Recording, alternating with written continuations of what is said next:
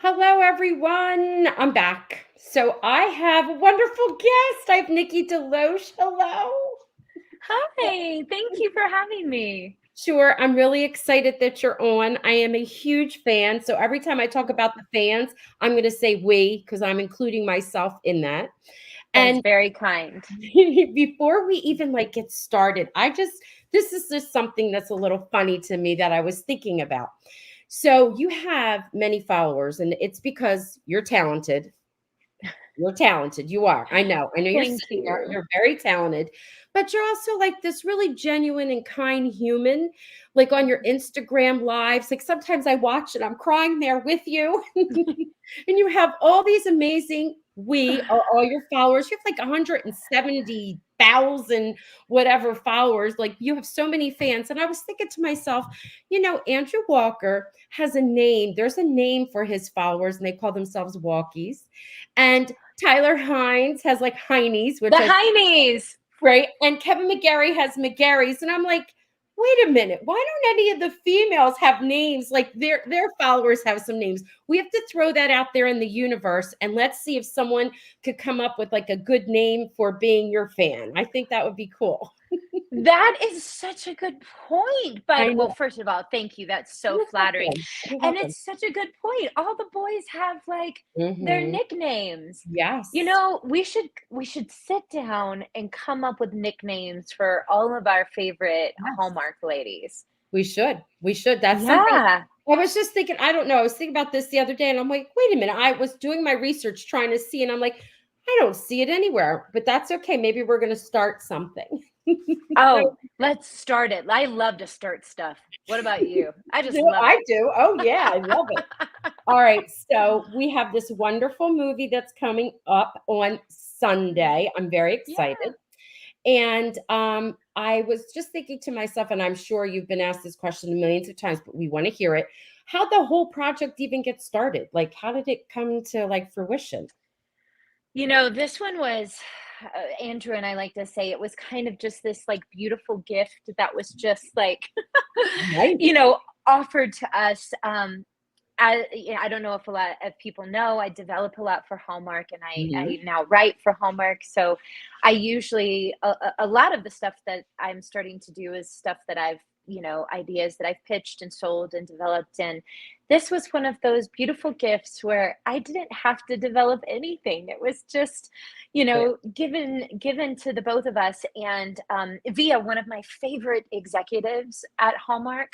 Her name is Heather Overton, and Heather and I actually were friends for a really long time before we ever did a movie together. Our first movie I ever did of hers was Cranberry Christmas, and that was in 2020. But for 4 years leading up to that, Heather and I were just friends, and it's kind of my favorite way to make contacts in this industry where and I'm not saying I don't want to stereotype everyone and make everyone say that everyone's like this, but it really can very much feel like an industry where people are only your friend if they feel like they can get something from you or use you in some way, or and that obviously feels really bad. Mm.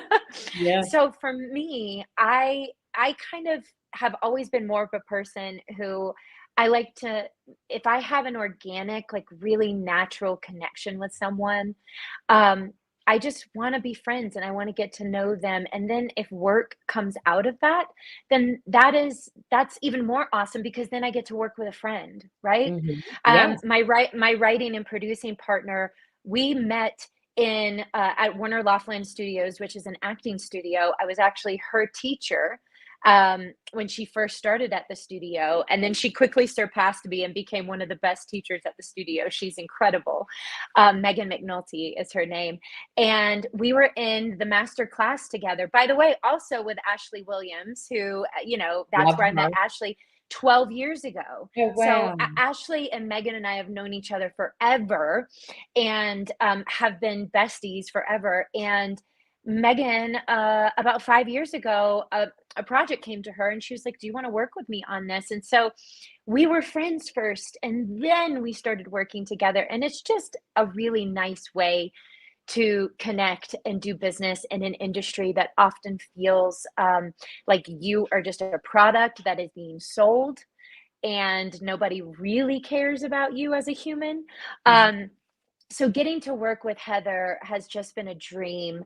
She was the one who said, I would love to have Nikki and Andrew in this. And I'm so fortunate and so blessed that she did, because I know if you've seen any interview I've ever done about a movie I've done with Andrew, we love working together. Mhm. Um, and, and, I have been, I think it was the first Christmas con that I think I manifested this, to be honest. It was the first Christmas con we did together. And if I met 5,000 people, 4,999 of them told me that I their was there. favorite, yeah, that their favorite pairing like was me and Andrew, that they Yes. loved me and Andrew together. And so Yes. I tell Andrew this, and Andrew was like, "Me too. Everybody keeps telling me the same thing." True. And so I left that convention, came home, and I was like, I need to create some possible wheel for the two of us to do together for the fans. Not only, oh, I mean, it's selfish because Andrew and I love working together, but also, obviously, the fans love for us to be together. So let's give them that. And so Andrew likes to say that I manifested this. Because that is when I really started like trying to find and develop material for us to be able to. And then coincidentally, as I was developing something else, this came forward, and we got the call. They gave us the offer on the same day. We immediately called each other, and we had not even read the script yet, and we were like, okay, listen, it's Heather Overton, and it's this writer. So chances are the script's going to be great. And should we just go ahead and say yes? Like, Yes. because we just wanted to work together. And we read the script and it was great. They did such a good job with it. So weeks later, we were in Canada filming. Do you know what I'm thinking though? That's a fabulous thing, but it also like, did you have lots of retakes because you were laughing so much, or because you're having so much of a good time? You know what I mean? I am the one who kind of will break in scenes and start Mhm. laughing because number one, laughing is my favorite feeling. Sure. Um, I love it so much. I love when people make me laugh. I love to make other people laugh. That's why I love doing comedy so much. Um, even though Hallmark always puts me in movies where I have to cry.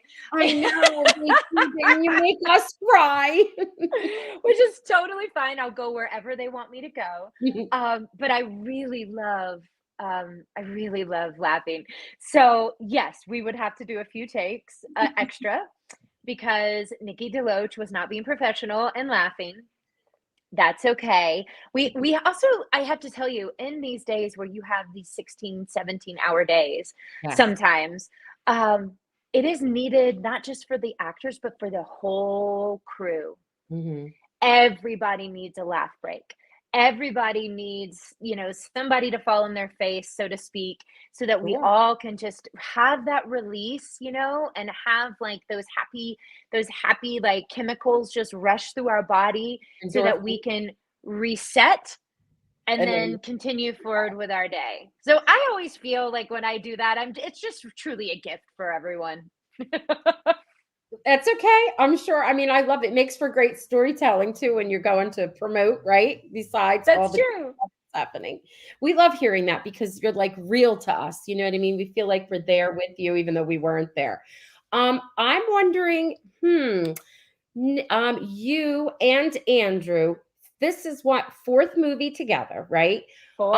am sure you know why you work so well together. I am sure there's you already know like how he has your back, you have his. Like, how is it Mhm. that the two of you complement each other? What is it that when you're in a scene together, or just being on set together in a project, you lean on him for, he might lean on you for? What do you think?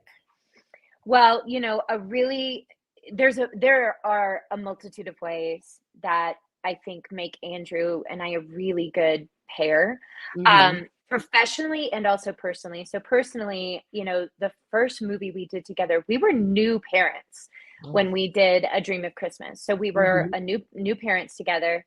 We were he was trying to navigate the launch of his business, Little West. I was holding his feet to the fire as an actor and keeping him locked into what we were doing and in the present moment and pushing him. He likes challenge. He likes to be pushed. He likes somebody to really get in front of Mhm. him and Mhm. and demand that he give his best work.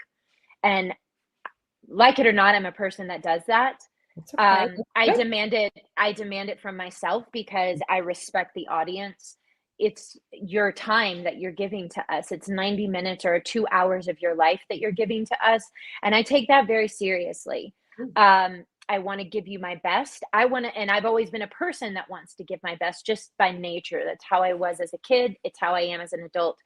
And so I think it was on a personal level, not just having kids at the same time, but we were both athletes.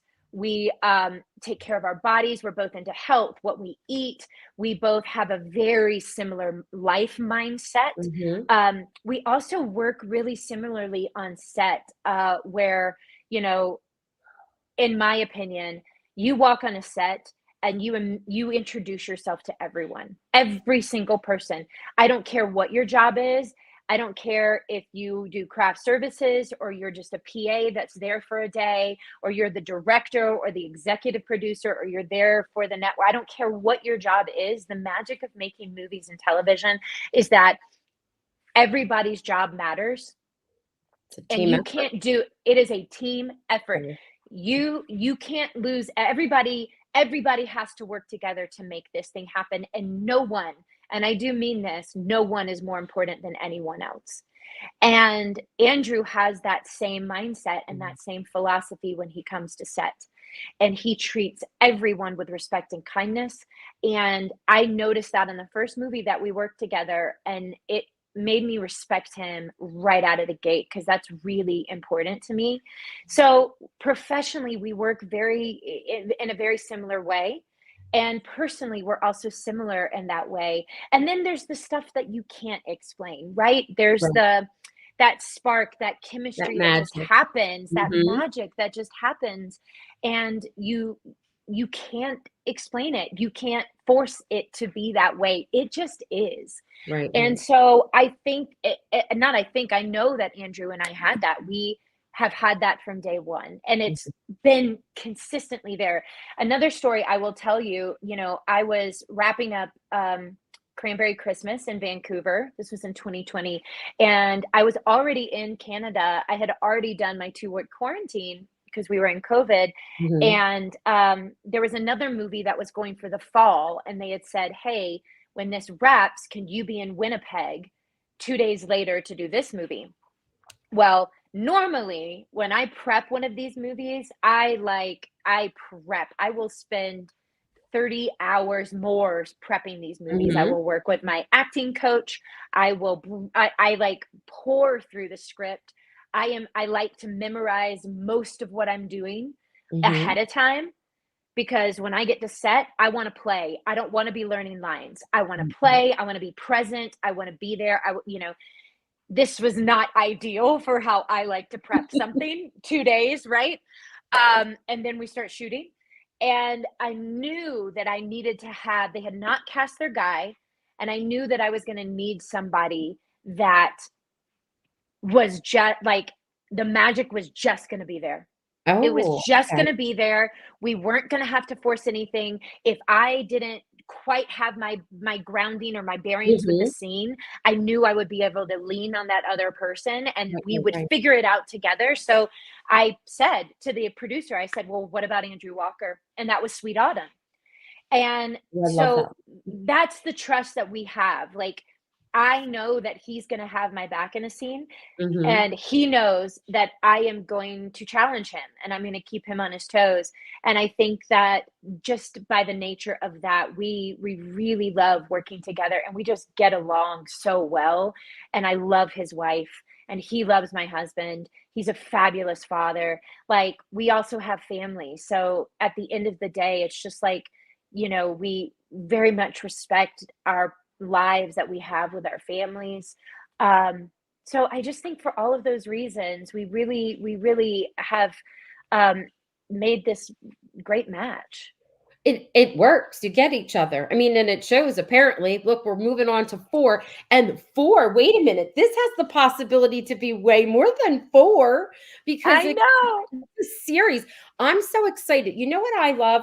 I love when you get to, promote and talk to the actors and set directors, whoever it is involved before the movie, but after the movie's been out, I love it when an actor or someone could come back because now it's out and you could pick the little pieces apart. I'm excited for that to happen. I can't wait. Knocking on wood from your lips to God's ears, I will say, if we get the ratings, I have no doubt that we will be able to continue. Yes. And I have to say, the reason I wanted to do a wheel for Hallmark specifically is because while I'm so grateful and I love the Christmas movies we Mhm. do, or Sweet Autumn or Taking the Reins, Sure. Oh, you I know, love that movie. thank you. I've had the honor of working on TV shows that have gone multiple seasons. And Mhm. what a dream it is to continue to dig even deeper into a character and see where they go and see how the world shifts and see what Mhm. they come up against. And it's just like humanity, right? Like, as Mhm. an actor, a writer, your job is to reflect humanity. And in television, you just keep getting to do that. Whereas, like, I feel like with these one-off movies, it's so hard because you have to walk away, and especially with characters that you really fall in love with, Mhm. like Taking the Reins. Oh, I would have loved for that world to continue with Corbin Burnson and Scott Porter and Janine Yes. Turner and Eliza Meyer. Like, we had such a fabulous cast. I loved that character so much. Oh, and my writing partner played the character of Amanda. If you loved that Oh, movie, I just to do. put a face to her, Oh, she okay. was the short black hair in the beginning that played Samantha's boss. So she played my boss in the movie. Okay. That's my writing and producing partner. So what a dream, right? But then it wraps and you're like, all right, well, I guess that was Oh, fun. Yeah. right. So Yeah. what a dream it would be to continue to dig into these Sure. characters. Sure. I was talking to Brad Harder. He is on the Aurora Tea Garden mysteries, Oh and he's yeah. been on for a while, right? And he's like, Yeah. it's a family. It's a family. We're a unit. Mm. We get to revisit each other. They've grown. He was like he played an officer, and he finally got to become a sergeant. See, So but that's what I'm saying. yeah, And yeah. I love when Candace does posts with Mary Lou. I think they even, like, in one of the Auroras, they like even did quarantine together up in Canada. Oh, It's just so nice, right? I You do know. become a family. Yes. Now, I know we're talking about Dying for Chocolate, but I have to say one thing. So I've watched every movie you've ever been in. Now, the Thank Taking the you. Reins, when you two, I believe that you two were a couple. Like it was like so effortlessly, like the way you held each other, you talked, you kissed, like it was so believable. I'm like, these two were magical. You two were magical as Thank well. you. And Thank you. I know you had more of a hand in that story. Probably that's why you understood that character and that storyline. It was evident. And then, of course, I love horses, so it was just, it was just a Thank fabulous. you. You're welcome. That was such a dream come true. I have to say, I still pinch myself doing that movie because it was the last movie I got to do. One of my other favorite executives that since moved on to a different network, Jennifer Phillips. She was the executive, and my writing partner and I pitched that idea to her. I had done other movies with her, and we just loved working together so much. She was like, "Give me more ideas." And then she fell in love with that one. She's like, I've always wanted to do like a dressage like world Yes. in Hallmark with. Beautiful. So she was like, can you pitch me something in that world? We were like, Mhm. yes. So we went away, we created something, we brought it back to her. And, my writing partner and I, when we were really wanting to I really wanted Corbin Burnson to play my dad. I really wanted Scott Porter to play my love interest, my ex-husband. I was a huge Friday Night Lights fan, like, Oh, and oh, so was me my too. writing partner. I've Me seen too. the series, I Oh, think start to finish. I've yes. seen it twice So fully. amazing. Yep. It is one of Ending my still gets favorite. me. Oh, the indie, and it's literally one of my favorite shows that's ever been on TV, top 10. And so and my writing partner actually was like, my first day there when I met Scott and did a read through, Uh-huh. she was like, "Do you think I should show up to sixth set in my Friday night?" She has a jersey that has like what I Yes, think it yes, actually like one of the names of right, the right. characters on the back. She's like, "Should I show up in my jersey?" And I was like, "Actually, Scott is the nicest person. He would think it's hysterical. Show up in your jersey." But that was such a dream come true because we did a whole rewrite on that script, my writing partner and I, to kind of find the heart of that movie, to make it less like a typical Hallmark movie, I love and to it.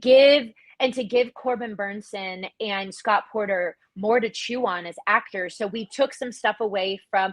1 second, I know we're on a live podcast. This is my 4-year-old, everybody, if you can hear his little Hi. voice. Yes, buddy. Which game can I play? You could play any game that doesn't involve fighting. Look, see, fighting. Yeah. Look, Here, play a different game. Can you just give mommy just a few minutes and I'll be done? Thank you so much. And so we took some of the story away from my character and gave some of that real estate to Corbin and to Scott. We made the all is lost moment a moment with the father and the daughter rather than the love interest. Oh, Right? that's true. Yes. Yeah, and so we really tried to work against some of the. Mom, Yes, can buddy. you scary granny? There's no fighting. Okay, Only scary granny gonna scare you. okay, it just scares you. By the Is way, he everyone, okay? You can welcome handle it. Okay. welcome to I'm a teacher. COVID. It's okay. Good. So yeah, so we really wanted to give them, and when we resent that script out to them, we finally got a yes from Corbin because we gave him so much to work with. And that scene, probably hands down one of my favorite scenes I've ever done for Hallmark, is that scene with him and where he was telling me how proud he was of me. I know. And I just think that every single person watching that movie, there is not a time in your life where you Mm-mm. have not wanted your parent to look at Yep. you in your eyes with pride and with love and to say the words that he said to Samantha. And I was losing my dad while I was Mm. making that movie. It was the hardest working experience of my life because I had left my dad, who was at the very end of his life, and to the point to where I didn't know if he was gonna hang on while I Right. was. So every day I woke up terrified that like today would be the day. And the last thing that I said to my dad was, I almost didn't go make the movie. I wanted to pull out, and then my husband was like, "Listen, you're writing, you're producing, you're acting, you're starring in this. You put this whole thing together. It's 3 weeks, okay?" And the last thing I said to my dad was, "I will be back in 3 weeks. You Mm-hmm. hang on. You hang on, okay?" Mm-hmm. And he looked at me and he nodded his head. And so that storyline of Samantha with her dad was just so meaningful to me. It meant extra to me Right. doing that movie because of what I was personally going through. And, we just had a cast that just brought it. And Scott, again, talk about a gentleman, talk about a pro, talk about someone who is next level. He just is that person. And so is Corbin and Eliza and Janine, like everybody on that cast. Alana, who played, she worked the bakery, the blonde, like all of them are just on their A game as actors. And then to have my best friend and my writing and producing partner in the movie, Yes. That it makes it was it was a dream come true. It will go down hands down as being just like, even though it was the hardest working experience of my life, it will go down as being one of the most special working experiences of my life. So I'm so happy you enjoyed it. You explained to me why. Now, as a viewer, I don't know all that's going on, but oh my gosh, like I always, whenever I can, I think I even have it recorded, and every once in a while I'll have to go back and watch it because the scenes are so good. I mean, they really are. There's like so many Thank moments in there. you. Now, with this movie, I want to know a little bit about Goldie. And you have the coolest name, right? Your character has the coolest name. Hands down, my favorite name I've ever had in anything I've ever done. I mean, Goldy Berry. I know. That's too cute. And then, you've played like not a caterer per se, but someone who makes candy, cupcakes. You and the perfect catch. Do you have like a diner or something, right? A coffee shop? Yes, I worked in a diner. That's right. So how are you? Perfect catch. That's what it was, and not match. Match or catch? I get it wrong, right? Perfect catch. I got it right. What? How are you in the kitchen? Can you cook a little? Want the real Nikki? Can you? I can actually. I do. I mean, like, listen, I grew up in the South with like my mother, my sister, my grandmother, all of them were excellent in the kitchen. So I learned a lot, growing up. I would say out of all of us, though, my sister is actually the best cook in our family. But I can put some meals down. I can definitely cook. I could throw together especially if you like Southern, I can give you the most delicious mac and cheese, broccoli casserole, fried pork chops. I mean, anything Southern I can cook. I like chocolate chip pecan pie. But because I'm so health conscious, I tend to like only eat that stuff on like Thanksgiving and Christmas, or when I go home to see my family, my mother will make me some of my favorites. But yes, I know my way around the kitchen. With two boys and a husband, I feel like I live in a kitchen, to be honest. So now you can bring some of those skills with Goldie. So tell us about Goldie. Like whatever you can share, don't give away too much, tease a little bit. Right. Now, is she divorced? Yes. She is. And her husband? So Lachlan Monroe is her ex-husband. So Lachlan Monroe is the actor, and he is so good. He is. He's amazing.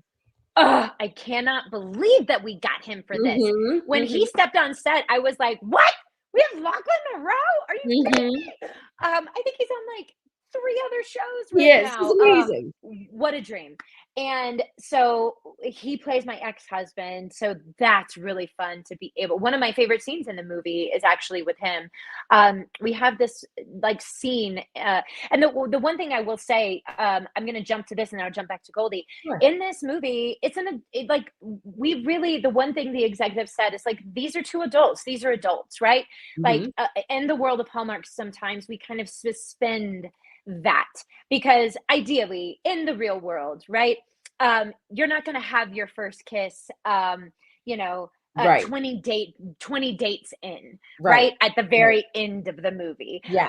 So we kind of suspend a little bit of reality, and we kind of live in this world of magical realism, right? And that's on purpose, so people can escape, so that people can feel like there's always a happy ending. In this world, we're adults, and we actually deal with issues like addiction, mental health. And so one of my favorite scenes is actually with Lachlan, and we're in his office, and he's talking about, after the divorce, he went and to a therapist and got help for some of the things that he was working through, which my character obviously was so happy to hear and so proud of him for, because we ended up being divorced. And, he says, like, if I would have done that, maybe we would have still been together. But it's just this beautiful scene with him, and I loved working with him. Goldie is my favorite. I'll tell you my favorite thing about her. Okay. My favorite thing about her is, it's in the title of the movie, Curious Caterer.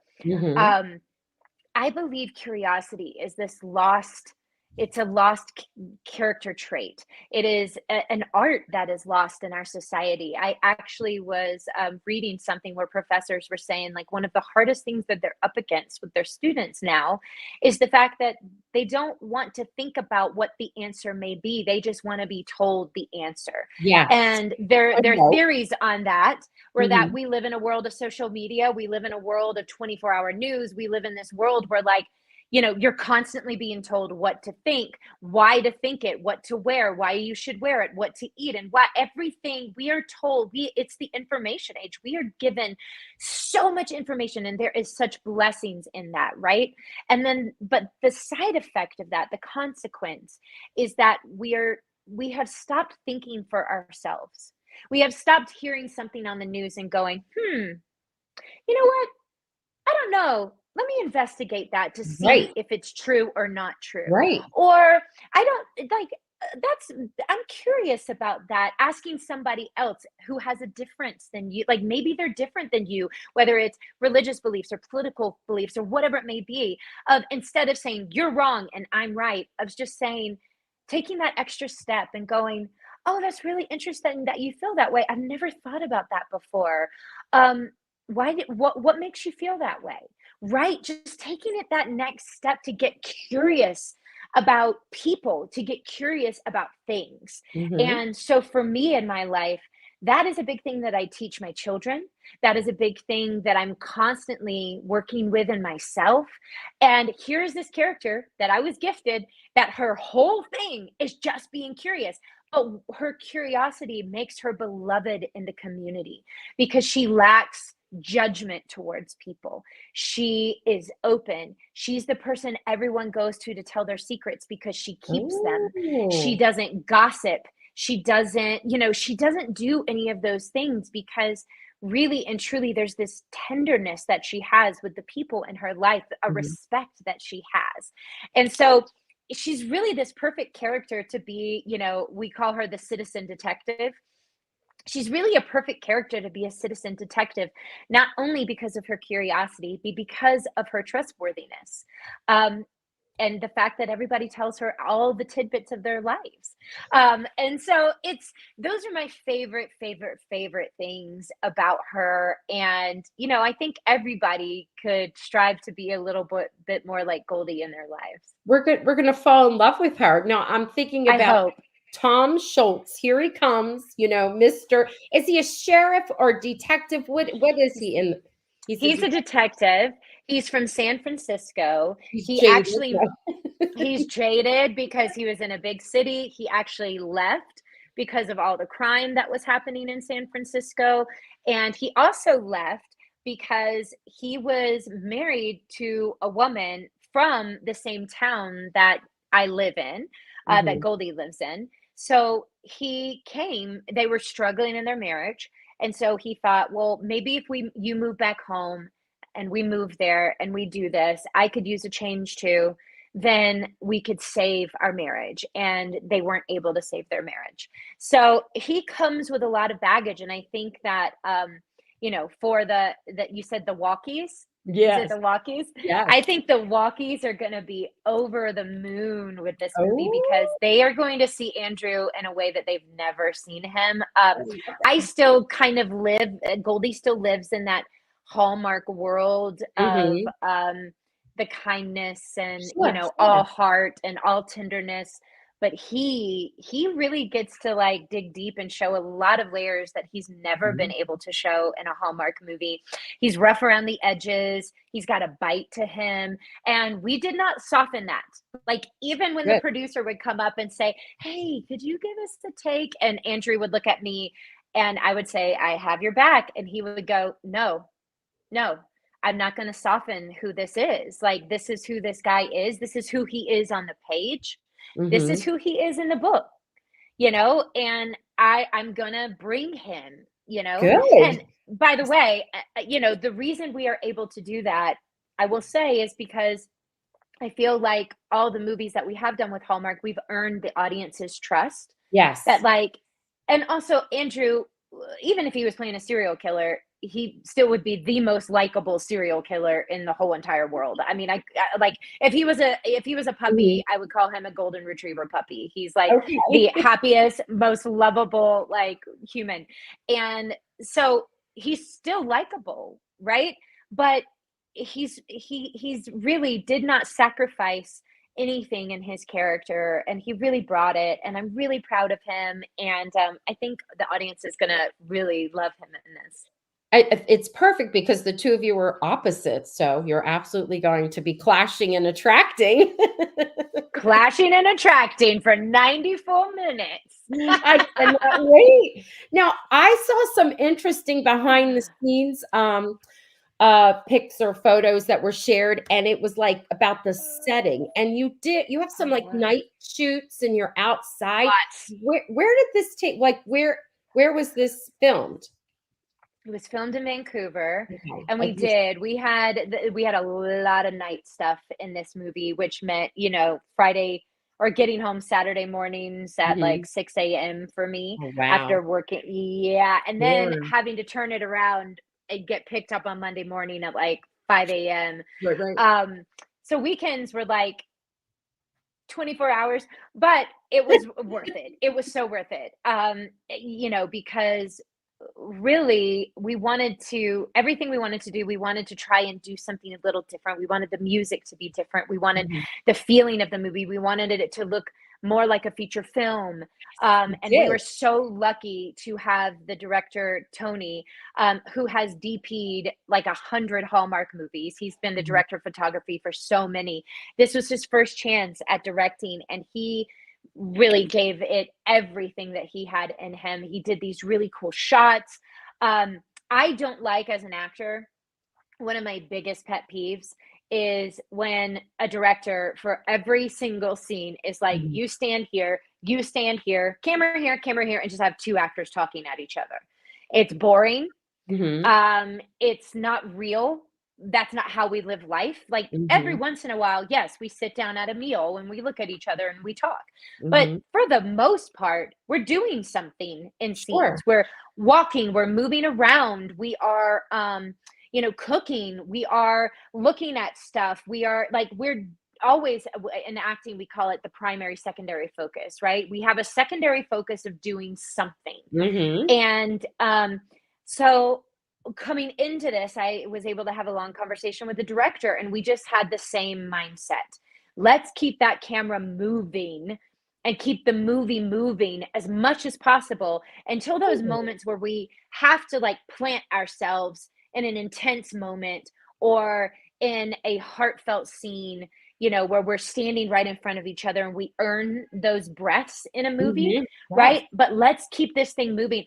What that did is just it adds hours to your day, right? Mhm. However, It's worth it. it's worth it. It is worth it every time. It really is. Yeah. All right. So now I'm going to get excited now even more. Oh, good. Well, I think Good. it's gonna look different, it's gonna sound different, it's gonna feel different. Speaking of looking different, you look very professional when you're in. I see you doing the chocolate on the chocolate covered Shortbread. shortbread, Yeah. right? I'm seeing you in the kitchen.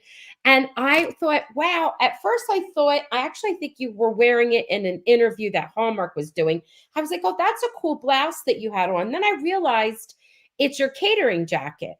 It's It like it was is. white and it has like it that was sharp. Like Yeah. whoever's doing costuming, I've noticed that. And then I saw you in some like gorgeous like gowns and clothes. Who do you know who's doing costuming? Because it looks beautiful. Is there anyone? Thank you so much. Thank you so much. We that the smock, which is not, it's Yes. a catering jacket that I was Sure. wearing. One of the things I will say is the producer on this movie, he Mhm. is a culinary, I don't even know, like, he didn't go to school to be a chef, but he can cook anything. He can make Oh. anything. And he was the one, like, even though I can cook and I've lived in a kitchen my whole life, I Mhm. don't have those like technical knife skills Sure, and all of that. sure. So he was the one that actually would come in and teach Oh. me how to use a knife like a chef, or teach me how to, pour the chocolate on the shortbread and the technique of all of that. I was so grateful. Um, and he had his eye like really honed in on all of those details, including the jacket. Like, he Nice. wanted me dressed like a chef dresses when they do an event. He wanted my technical skills to be on point. He wanted the food to look like a chef prepared it, because sometimes in these movies, we don't have the budget Right. to really do what we would love to do with food. But this one, he really made it happen. So I have to give so much of the props to Michael Goldstein. Both him and Alex are producing team together, and they were fabulous to work with. But Michael was the one that was really like on top of all the culinary stuff in the movie. And that'll be nice because if people are coming in to watch, I'm sure you're going to have your fans and Andrew's fans and just the Hallmark movies and mysteries fans in general. But they're going to have people coming in who love Diane Mott Davidson. She is the writer of the series, and she always has these amazing recipes, or had, in her books. And one of them, I have to tell you real quick, it's called a chocolate coma cookie. Holy moly. It has dark chocolate in there. It has chocolate chips. It has dried, it has oatmeal. It has almonds. It has like everything you can imagine. I know. I'll post it. I'm going to post it on Instagram just to celebrate, like in case somebody wants to make something. Yes. Have their little. Please. Oh, I would love that. Will you tag me in it? Sure, absolutely. Yes. Perfect. They're really easy, delicious. So they're going to be coming, and they won't be disappointed now that they have, someone who is so technical. Like you had your little arm movement. My mother and grandmother were chefs. So that's why my eye was on it. I'm like, look at this. Look at what you're wearing. I'm like, this is, we've got lots of bells and whistles. That is all Michael. I will say that is all Michael. I'm so grateful because, that was one of his first questions. How are your knife skills? And I was like, but I did say, but look, I'm a quick learner. And it matters to me, especially because, she's a coveted author, and this is a series that people have followed, and she has huge fans. And I think that, for Michael, it's like, it was really important to him not to disappoint the fans of her book series. Sure. And so we really we went the extra mile to make sure that the audience that's coming that loves her books are satiated in that way. Nice. We're coming to the end of our conversation. I could talk to you forever and ever. Well, that'll make Christmas. We always have Christmas. Let's talk again at Christmas. Yes. Now, before you go, we want to make sure that it's Sunday, right? This Sunday. That's right. At 9:00 for Eastern time it is. And so it's 7 Central, right? No, 8 Central, sorry. So it's 9:00 on Sunday. 9:00 on Sunday Eastern time. I said it right. Now, are you going to be tweeting? Because a lot of times they're... Oh, yeah. Oh, good. Okay. And I know we have the hashtag for the movie itself, but isn't there a hashtag sleuthers that they like to use too whenever they have one of their series on? I think so, right? Yes, there is. And I will have to get all of that from the network because this is my first sleuthing movie. Okay. Congratulations. Thank you. So I will make sure to have, and I will also post beforehand to let everyone know what hashtags to use. Andrew and I are also going to do an Instagram live before it airs. Okay. So I think we're doing it like an hour or so before it airs. So Good. We will also have all the hashtags to put out to people then. And the two of us, we actually had talked about watching it together. We might actually, our families might watch it together if we can make that happen. Good, make it happen. Yeah, but yeah, we will both be live tweeting and watching it. Wonderful. Now, before you go, I'm going to do a little send off here. I'm going to show you some love. You've got some viewers here that are able to add comments, and they're showing you some love. In case you're wondering, having your son make an entrance and your reaction to it is perfect. Well, thank you so much, Janice. I am nothing if not a very normal and real human who is just trying to work and mother and just be a human and survive. Survive. Why don't you write a book? Oh, Martha, I have actually, that's so funny that you said that. First of all, that's very kind. I have been approached by a couple of publishing companies to write a book. And at first I was like, oh my goodness, really? They don't really want me to write a book. And then because I kept getting asked, I was like, maybe this is something I actually really should consider. And so I am now considering it. I have a couple of ideas and for books that I want to write. And so now it's just, I mean, right now my writing partner and I are writing 2 scripts, one for Christmas for Hallmark this year, and another one for another network. So we got to get through these 2 scripts, and then I'll be able to focus a little bit more on that. But I think that a book is going to happen. Yeah. Yes. So you just put it out there. So it is. Now, Okay. this is our last one, and then we could say our goodbyes. This is a nice one. Oh, Kathleen. She says, I love Nikki so much after hearing this podcast. She's so real, down to earth, and self-deprecating. That's true. She'd be a great best friend. She deserves all the best in life because she radiates such joy. Kathleen, thank you so much. That is really, that is so kind of you to say. And I will receive that in the love in which it was given. And yeah, I appreciate that so much. We're all just trying to human, man. Yeah. Right? Aren't we? Yes. We're just trying to do this thing called life. It's messy. It is. But it's okay. It's good, though. It's good stuff. You meet people. You learn about yourself. I mean, it's all good stuff. You really do. Thank you. Stay curious. Stay curious. Yes, I will be. They will be. We will be. And we're going to think of a name for your fans, for us, for me. I'm included in that. Thank you. Well, let me know if you guys figure something out. We will. We will. All right. Thank you so much, Miss Nikki. Thank you. Thank you. It was such a lovely way to spend an afternoon. Thank you so much for having me. You're welcome.